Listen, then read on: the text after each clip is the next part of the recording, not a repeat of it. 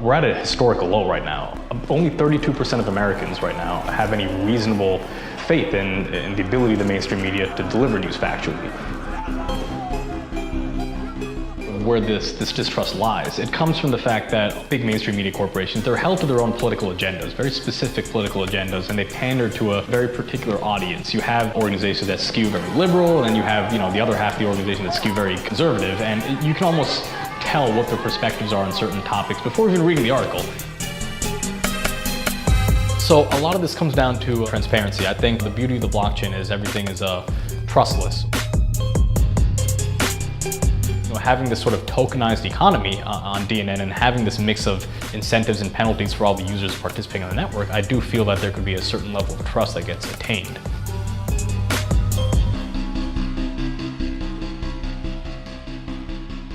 Good afternoon. Welcome to the fourth and final DNN Town Hall. Each of these town halls have been an opportunity for DNN and the audience, you, to have a conversation about media and the modern media landscape. Today we're talking about aligning incentives in modern media. Today we're joined, of course, by Samit and Dondrey from DNN, and Dario joins us from London, England. And so to start off, actually, I wanted to introduce everyone to Dario. So Dario, if you don't mind, can you say a couple of words about who you are, what you do, why you're passionate about what you do? Hi everybody. So I'm a designer, and what I have it's a product designer and management consultancy here in London. I started this one pretty recently, 1 year ago, and before that when I was working in several startups and in the media industry. So that's basically about me. Thank you so much for joining us on your Friday evening.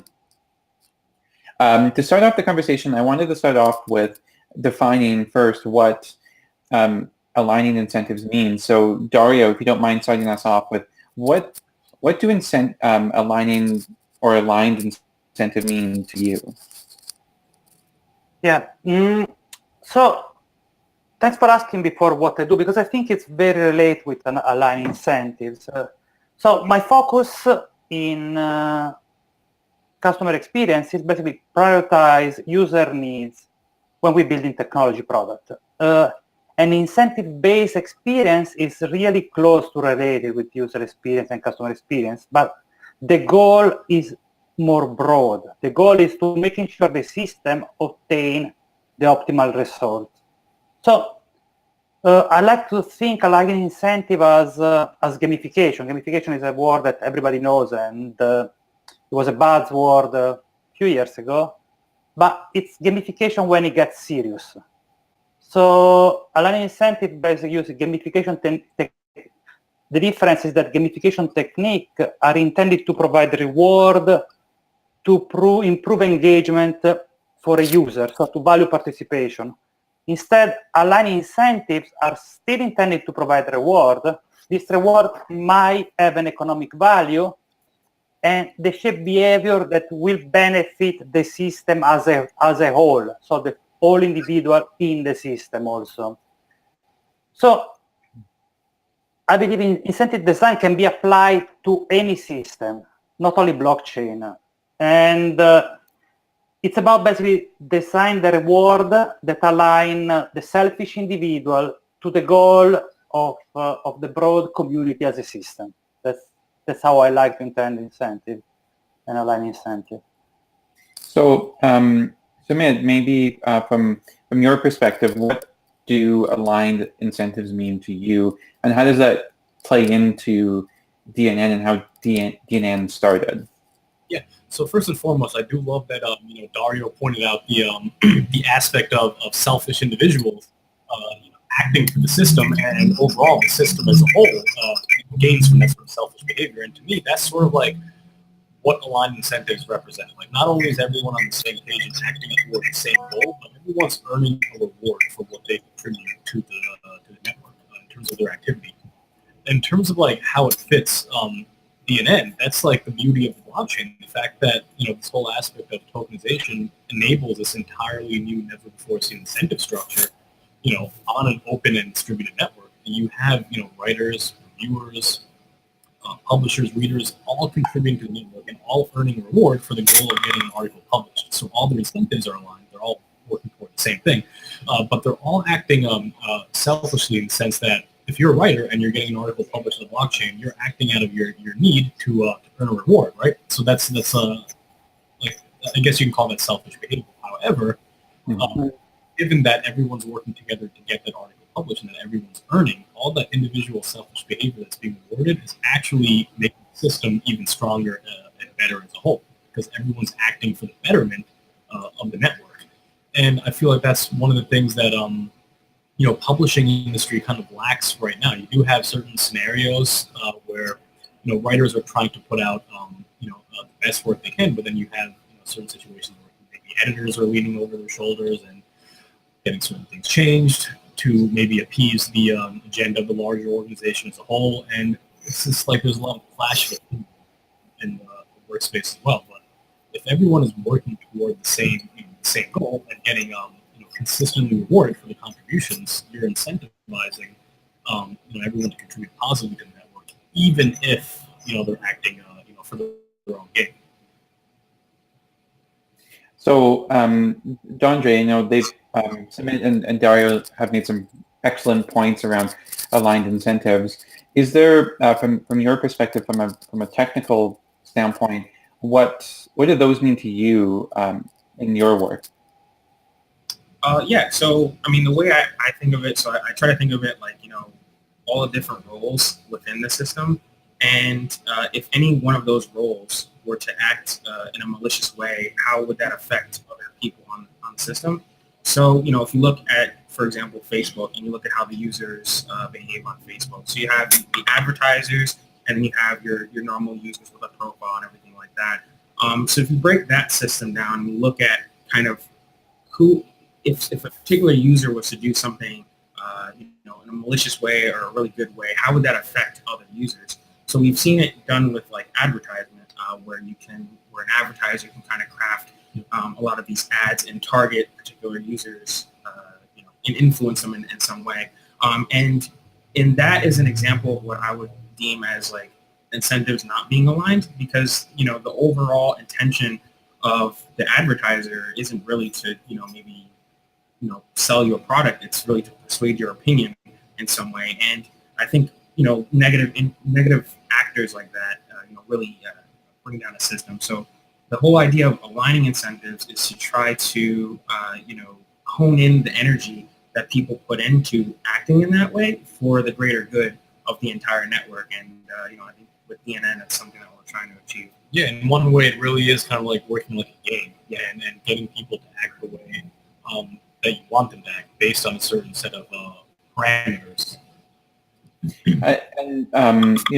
We're having this conversation really because of how modern media in recent years has shifted quite significantly, and around the world we're facing concerns of fake news, alternative facts, whatever phrase you want to say. And so the importance of the work of DNN and people and organizations that are working to protect not just free press but also truth in media.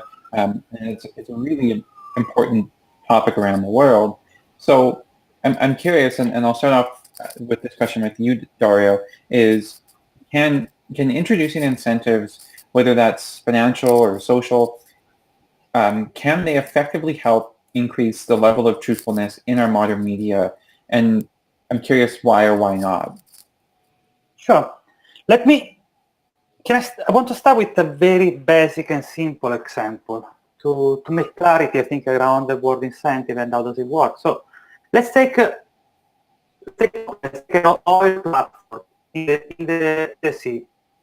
So most of environmental disaster can be seen as, we can see all of the environmental disaster that happened as not aligning incentive between shareholder, executive, employee on the platform, and people living in the region. So not aligning incentive really can provide massive disaster. On the other side, you can imagine an oasis in the desert, and you will see how incentive align all the biodiversity in the oasis to work for the benefit of the full ecosystem. So that's the scale and the proportion and how useful can be incentives. So there are going back to your question, and so going back to the modern media, there are many challenges here. And I think that the two main challenge for my perspective, and this is only my perspective, is that the first challenge is that is a hugely complex supply content chain. So the people involved in producing this content, owning the IP, advertiser, distributor, shareholder, and then we can go on. There is the advisor in the company, executive, politician, lobbyist, until arriving to the influential, the readers, have all different agenda. So all these agendas are not aligned. And another challenge is in the communication by itself, I think, because we communicate for two reasons, mainly. One reason is transmitting information between each other, but the other reason is also to represent shared belief. And we can see what's happening in the space right now. So we can see the encyclopedia, who is more focusing on transmitting information, but on the other aspect, we have the social media, the blogs. They are all focusing on representing the rituality of the communication. And this shared belief is the one that nowadays generates more interaction. For more interaction, I mean more click, more page view, and I mean more money, because all digital advertising is based on this one. So if we want to solve this challenge, we need to solve it at the origin. And what I mean is removing advertiser, for example. The value has to be also in the fact, in the information we're transmitting each other. So we have to remove, I believe we have to remove advertiser. And then we have to implement new economic. And I think when we start implementing loss aversion economic, so for loss aversion economic is when people invest something, they're scared of losing something. So if we are able to implement loss aversion behavioral economics between reader, writer, and review, so let's imagine when a writer submits an article, when a reviewer checks an article, when a reader uploads an article, they all invest something. They all invest token, money, some asset that is limited in some way. And so they all start to act in a different way. They all start to act rationally in order to don't lose the investment.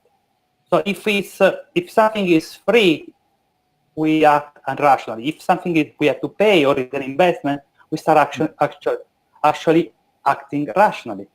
And so reader, writer, and review became all investor in the sense that they use token to perform action and to ultimately to perform the benefit of the system. So it's I think that that's the best way to try to start growing a trusted network that is able to provide factual information. Mm-hmm. So I think that it's very difficult to get it right. So it's very difficult to make a well-designed incentive schema to enable the network to evolve and grow autonomously over time. But if we do it right, we start eliminating also people in powerful position. Mm-hmm. Because if the system is autonomous, you don't need a CEO. You don't need law, and so nobody can lobbyists cannot influence people inside the corporation because the system is so well designed that is growing and evolving by design, let's say. Go ahead.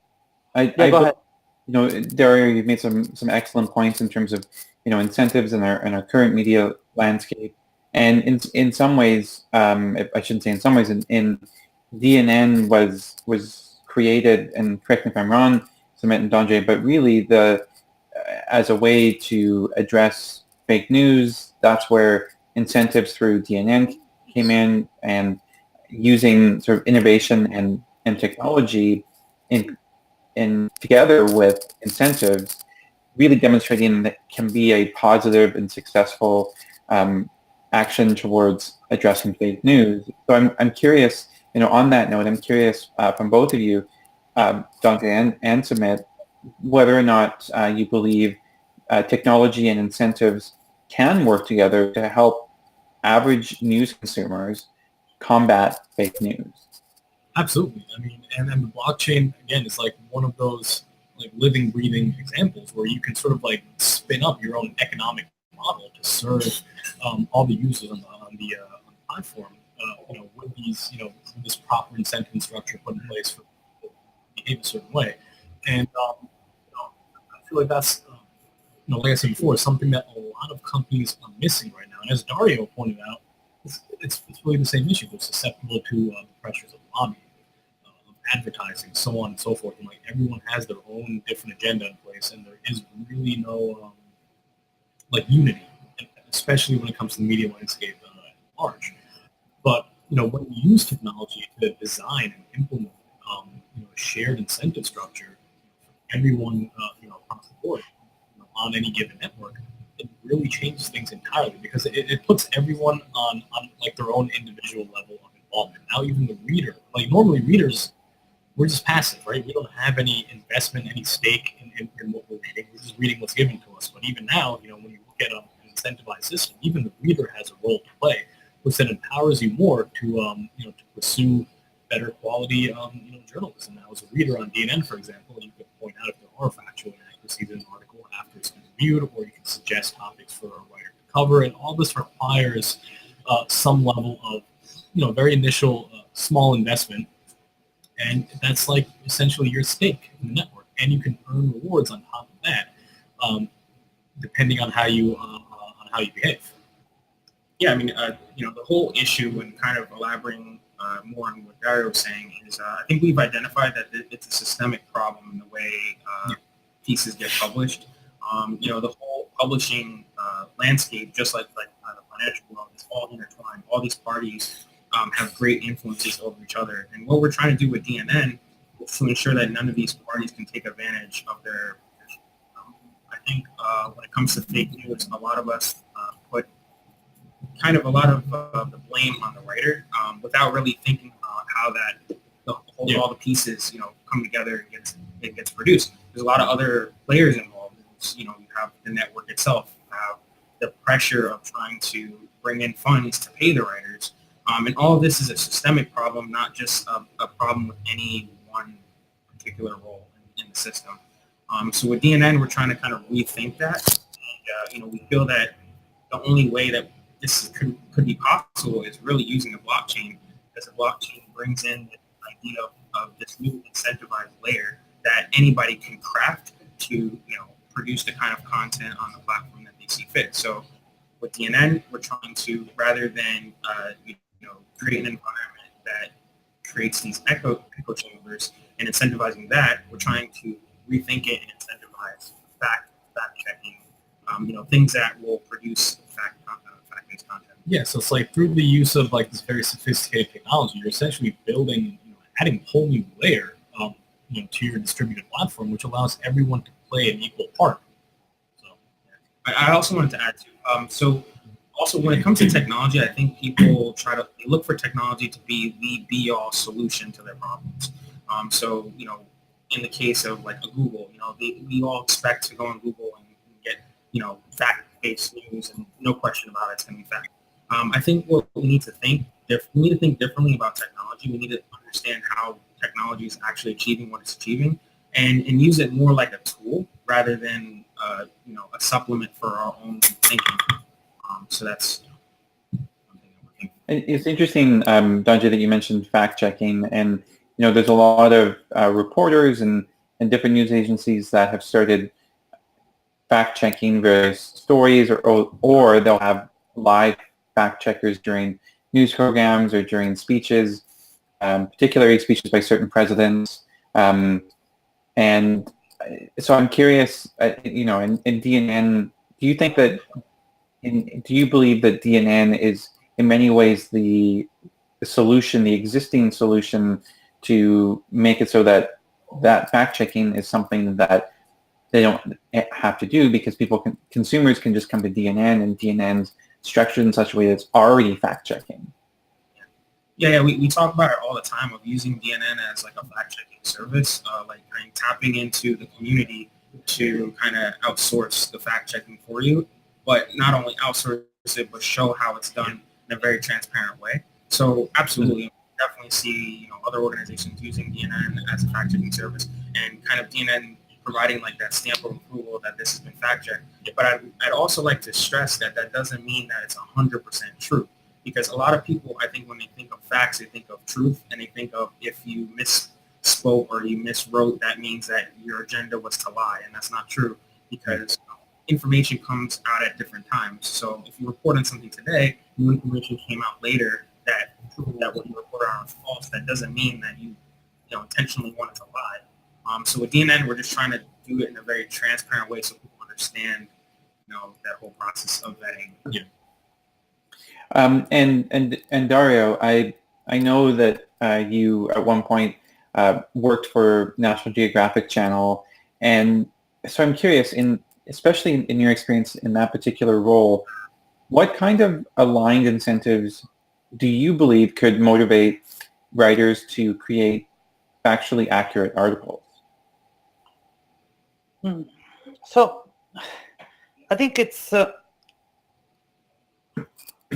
set of incentives that need to be implemented to motivate writer in order to write accurate article. And also, I want to point out that it's not only the writer who is responsible to create accurate articles.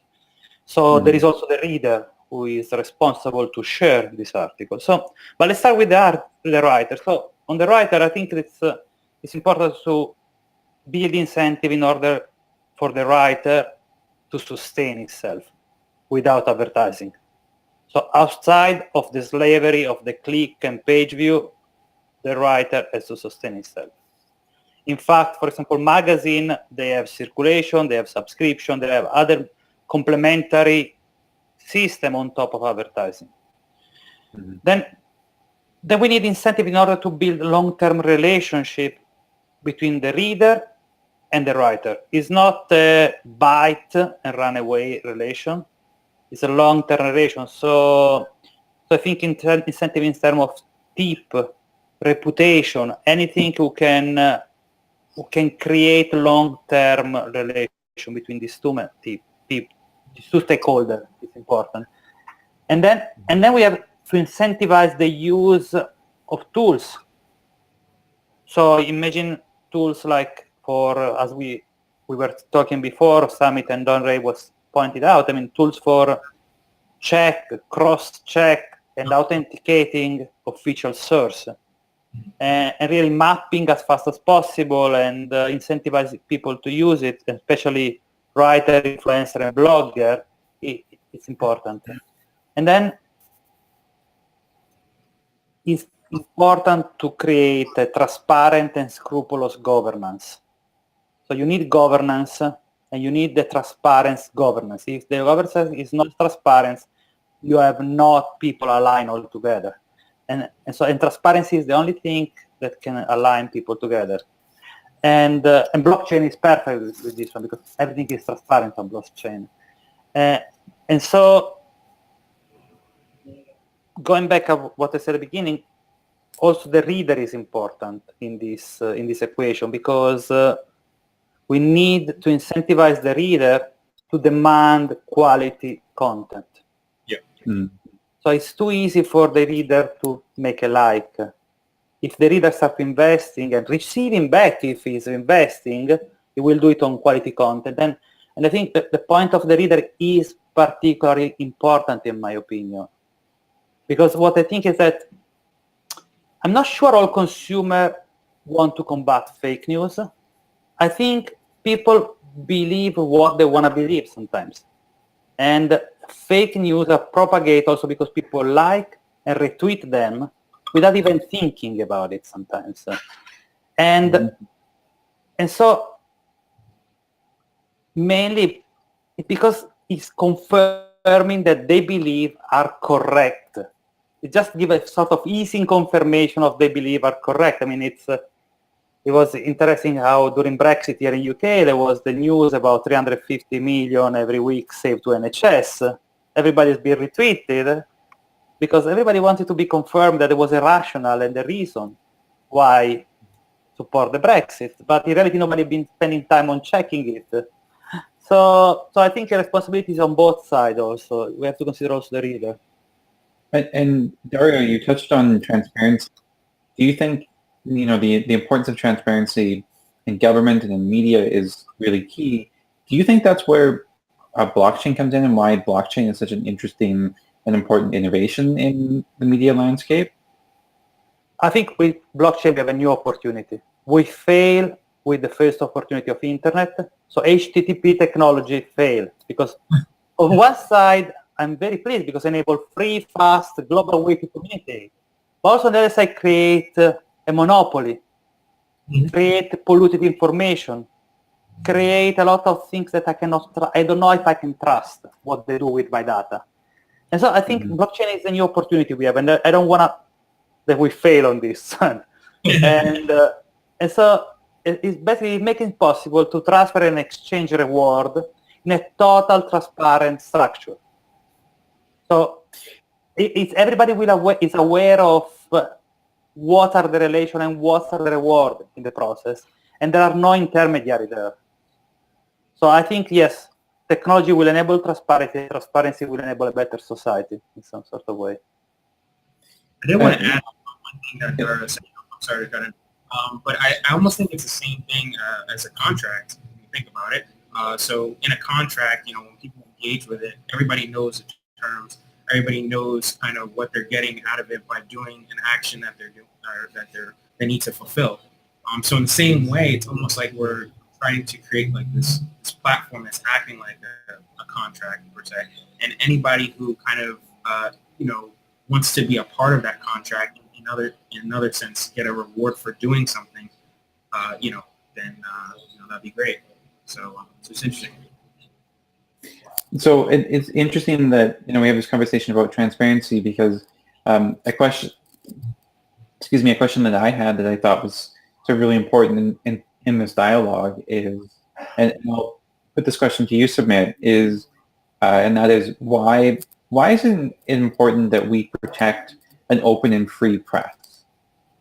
I mean, first and foremost, an open free press to me represents like one of the biggest cornerstones of a true democracy. People can't speak out on issues that matter. If that's if that open dialogue is suppressed, then that's like the first step in killing off an actual democracy. So it is supremely important to be able to protect that open dialogue and enable a certain level of free thinking so we can all progress further. Because obviously I always equate making progress to asking the right questions. And if we're not allowing people to ask questions, where are we really going to go?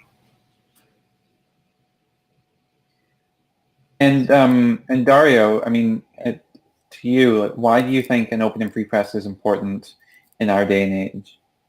I'm really aligned with Samit.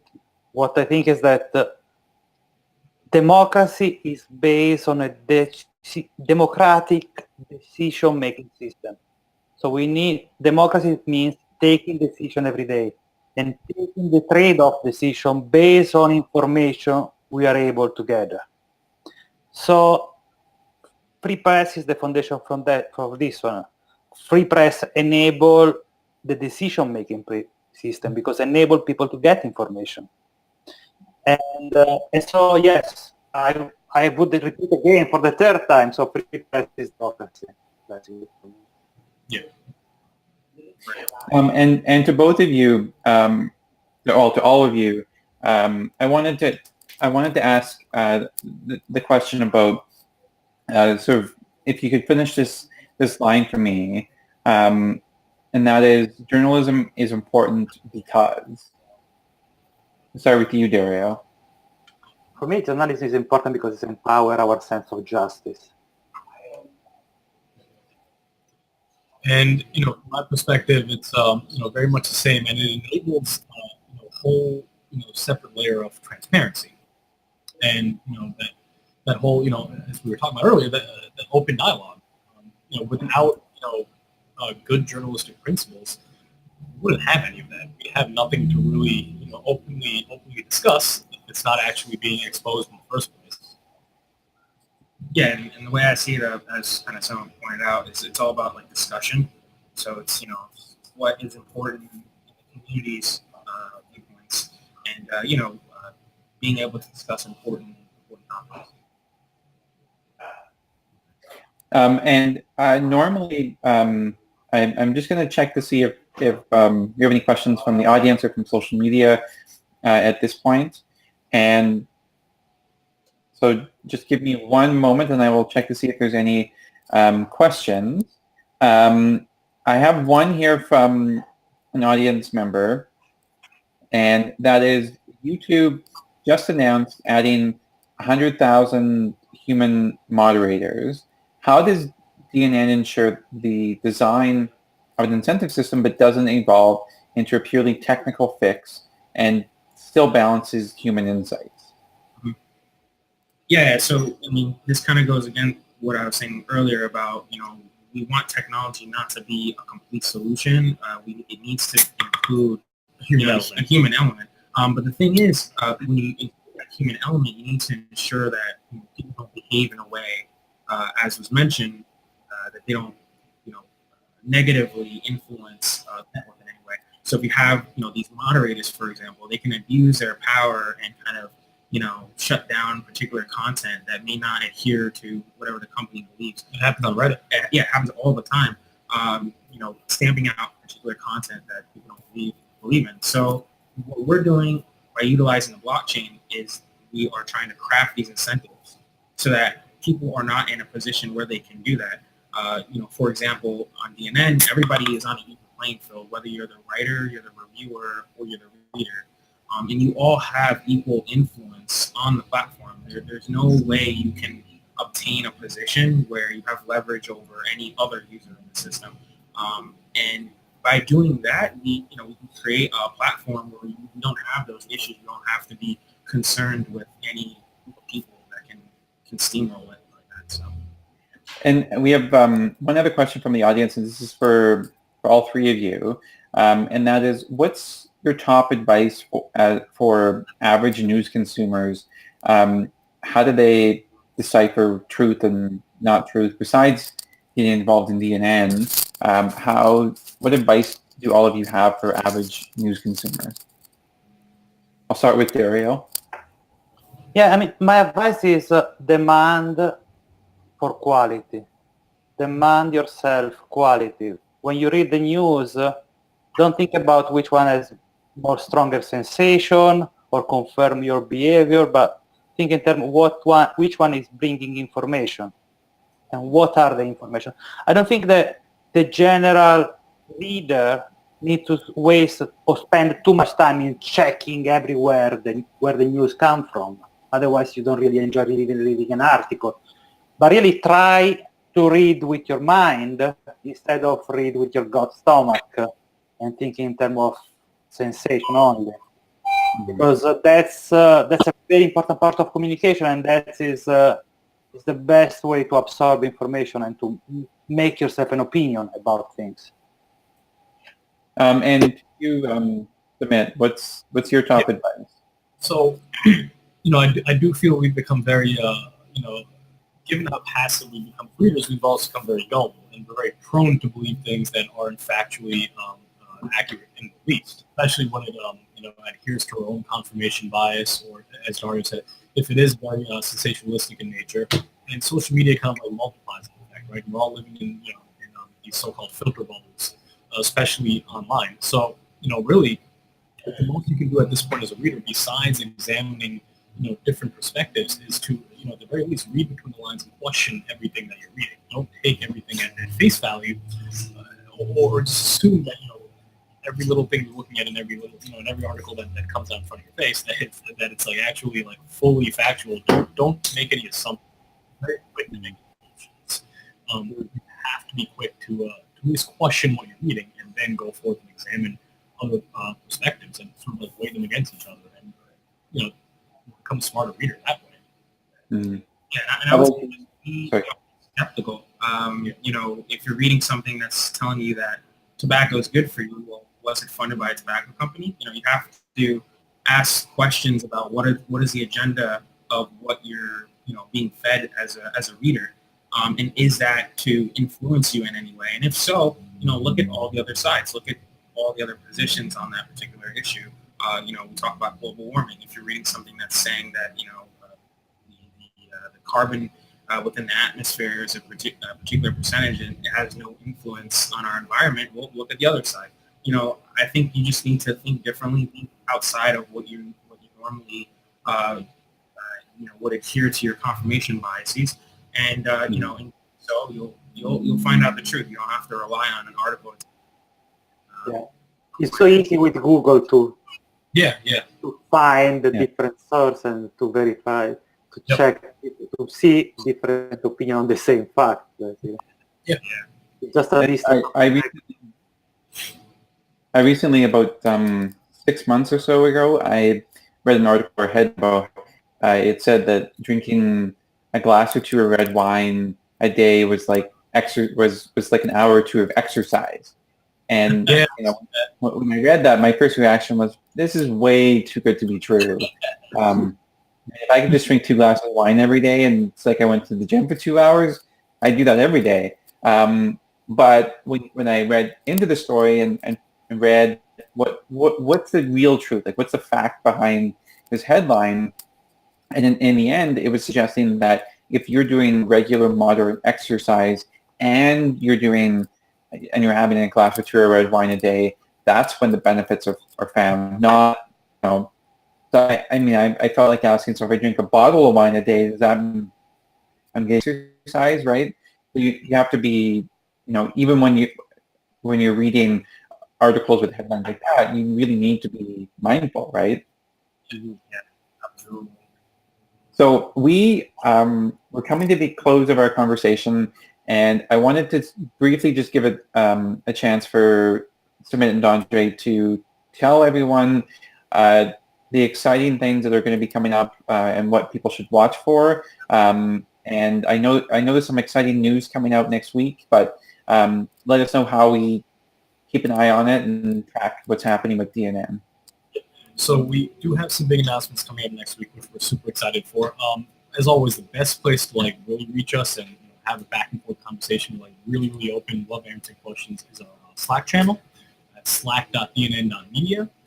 And we're also always available in our Telegram channel, and all our resources are listed on our website, dnn.media. Absolutely feel free to follow the company on Twitter at DNN_blockchain. And we're always very, very up to date with everything we put out, and very open with having an open dialogue about what we're working on, what we want to work on in the future. So definitely stay tuned. Big things coming up next week. We're really excited. What's ahead in general? And Dario, how do people watch and watch the work that you're up to? Excuse me? Can you repeat, please? I said, how do people keep in touch with you, and how do they follow the work that you're up to? Right. I'm on Twitter at Dario D'Aprile, or you can check my company with humanandmachine.com. And I haven't published the latest work I've done it, but I will very soon. Fantastic. And thank you to you, Dario, for your time and spending part of your Friday evening with us. We really appreciate that. And for all of those watching, this is the final DNN town hall, but stay in touch in case that changes. So do stay in touch with us, and don't forget to go to DNN.media and continue to follow everything that DNN is up to. And if we don't hear from us before the new year, happy holidays to everybody. And everyone, thank you again for taking the time to join our conversation. Thank you. Bye. Bye.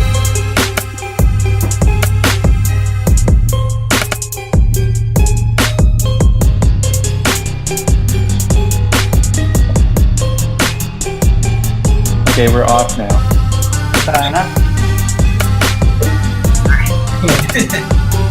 That was exactly 40 minutes. Oh, wow. Exactly. Yeah. Well done. Any feedback for us? I at the end, I know that we said we might do one more, but for you, Dario, do you have any feedback for us? I mean, these conversations are really a chance to have a conversation and show the audience, and it's also it's a great chance to get. Oh, can you hold on just 1 second? Yeah. Max, if you're there, can you confirm that the audio is still not working?